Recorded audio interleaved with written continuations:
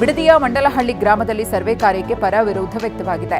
ಮಂಡಲಹಳ್ಳಿಯ 27 ರೈತರ ಪೈಕಿ 21 ರೈತರು ಸರ್ವೆ ಮಾಡಿ ಪರಿಹಾರ ನೀಡುವಂತೆ ಮನವಿ ಮಾಡಿದ್ರೆ 6 ರೈತರು ಸರ್ವೆ ಮಾಡಲ್ಲ ಅಂತ ಹಿಂಬರಹ ನೀಡುವಂತೆ ಪಟ್ಟು ಹಿಡಿದಿದ್ದಾರೆ.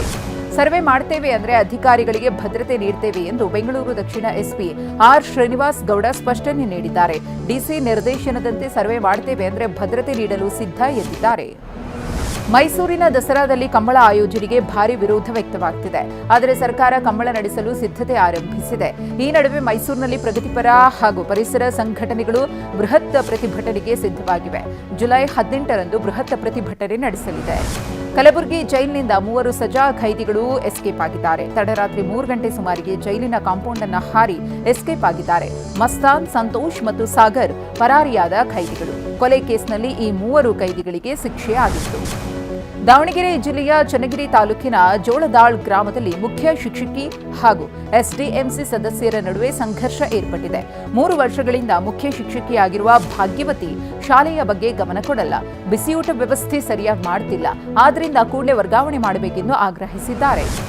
ಹುಬ್ಬಳ್ಳಿಯಲ್ಲಿ 5 ವರ್ಷದ ಒಳಗಿನ ಮಕ್ಕಳಿಗೆ HFMD ವೈರಸ್ ಕಾಟ ಶುರುವಾಗಿದೆ. ಹವಾಮಾನ ವೈಪರೀತ್ಯದಿಂದ ಹುಟ್ಟಿಕೊಂಡಿರುವ ಹ್ಯಾಂಡ್, ಫುಟ್, ಮೌತ್ ಡಿಸೀಸ್ನಿಂದ ಮಕ್ಕಳು ನರಳಾಡ್ತಿದ್ದಾರೆ. ಬಾಯಿ, ಕಾಲು, ಕೈ ಬೇನೆಯಿಂದ ಮಕ್ಕಳು ಒದ್ದಾಡುವಂತಾಗಿದೆ.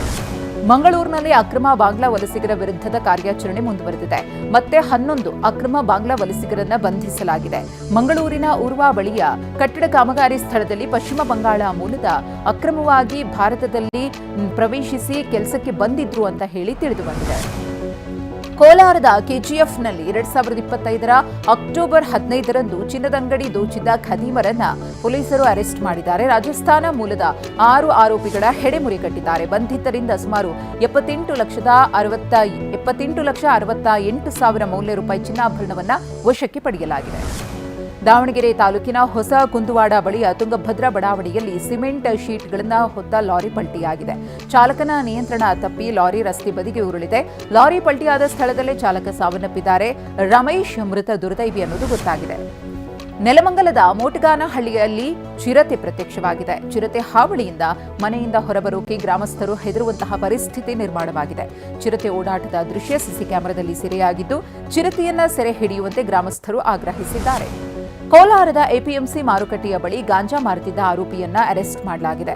ಉತ್ತರ ಪ್ರದೇಶ ಮೂಲದ ಭೋಲಾನಾಥ್ ಪಾಲ್ನನ್ನ ಬಂಧಿಸಲಾಗಿದೆ.